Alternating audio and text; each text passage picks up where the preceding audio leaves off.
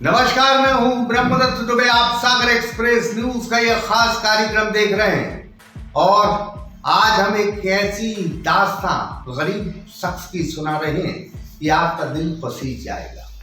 एक क्षेत्र की जनता के हवाले से हमें कई टेलीफोन आए, कई मोबाइल आए इस गरीब की मदद कर। असलियत में ये पूरा मामला मध्य प्रदेश के सागर के केसली के एक धान खरीदी केंद्र से जुड़ा है, जहां केंद्र किसी के नाम पर है, संचालक कोई है, सचिव कोई है और केंद्र कोई चला रहा है, लेकिन इस केंद्र में गड़बड़ी की एक शिकायत होती है और इस केंद्र में काम करने वाले लोगों पर मामला दर्ज हो जाता है। जो दिहाड़ी की मजदूरी करते हैं, मजदूर हैं, उनको पुलिस ने इस मामले का आरोपी बना दिया। असलियत में बीते दिनों केसली के धान खरीदी केंद्र में धान की जगह भूसा भरकर भेजा जा रहा था।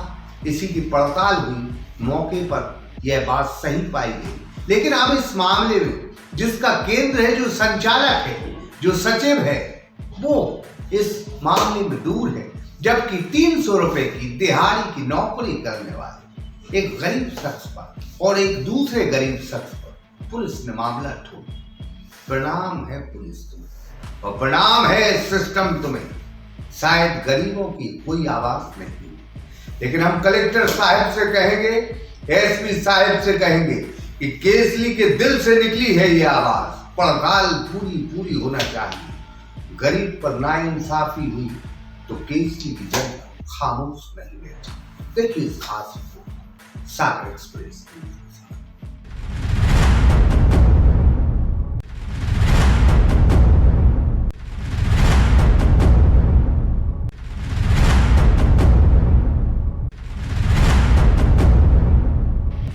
भाई ये एमपी जो सबसे अदब है और सबसे गजब है। गजब इस बात को लेके है कि यहाँ धान खरीदे केंद्र में भूसा भरकर सरकार को चूना लगाया जा रहा था और जब मामला पकड़ा जाता है तो जो करता धरता थे वो बच गए, जो निर्दोष गरीब थे उन पर एफआईआर ठुक गई।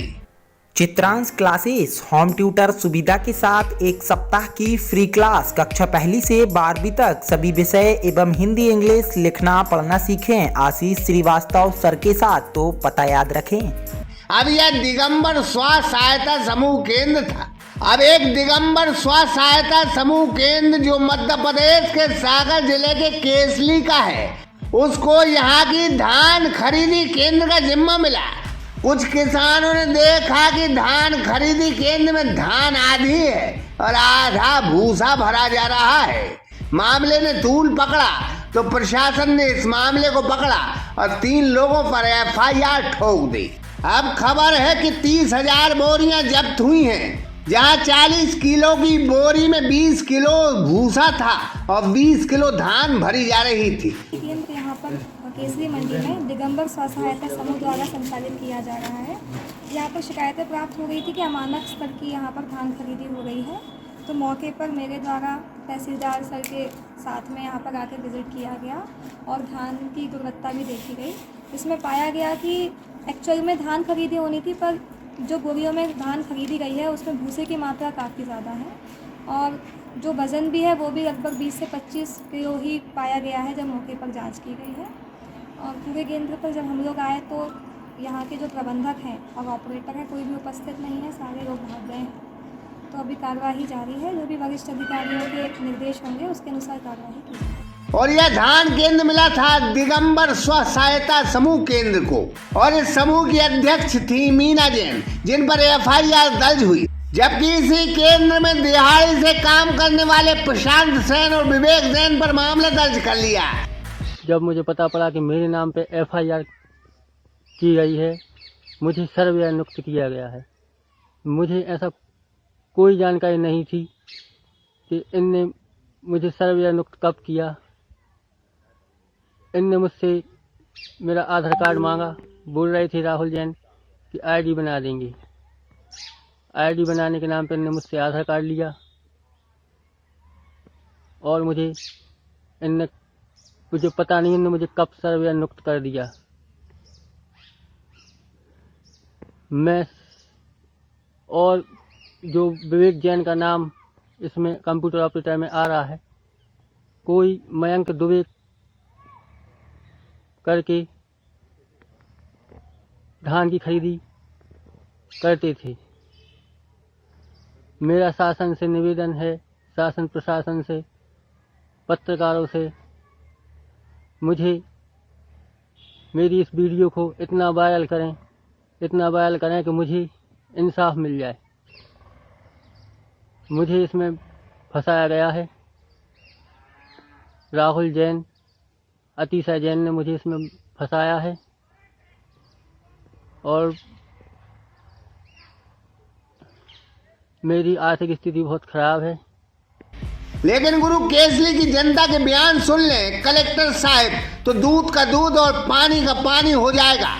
शायद इन तीनों आरोपियों को यह मालूम ही नहीं होगा कि घपला कौन कर रहा है। मीना जैन जो इस मामले में आरोपी है, उनके नाते रिश्तेदार अतिशा जैन जो इस समूह सोसाइटी का सचिव है, दूसरा राहुल जैन, यह दोनों खरीदी केंद्र चला रहे थे। इन्हीं दोनों ने ताना बाना बुना था।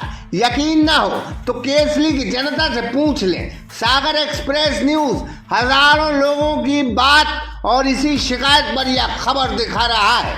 इस मामले में यही दोनों शख्स खरीदी केंद्र चला रहे थे। यह केसली जनता का दावा है।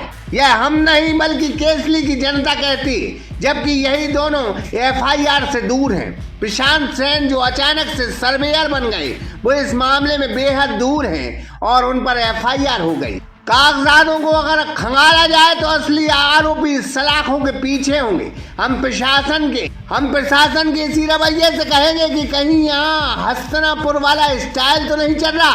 न कोई सुनने वाला है, न कोई देखने वाला है। सर्वेयर आरोपी ने कई जगह आवेदन दिए हैं, कई जगह गुहार लगाई है। तो प्रशासन जरा इस गरीब आरोपी प्रशांत सेन का घर परिवार देख लो, जो दिहाड़ी से मजदूर करता था। इसका बैंक बैलेंस देख लो, इसके रिश्तेदार देख लो, तमाम जांचें कर लो, कहाँ गया इसका पैसा जरा ये भी देख लो।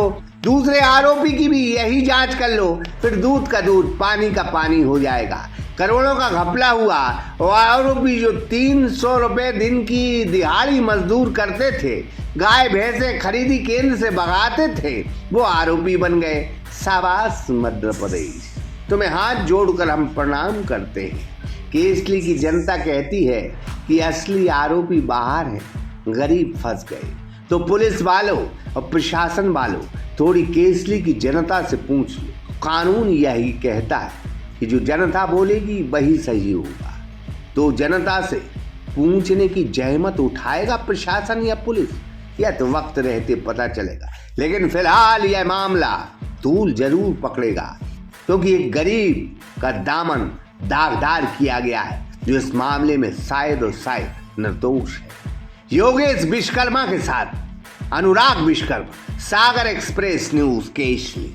सर्व सुविधा युक्त अनुभवी ट्रेनरों के साथ gents and ladies sunshine gym. हमारा पता है Malaiya marriage garden, Rajghat road, Tiliwat, Sagar, Madhya प्रदेश।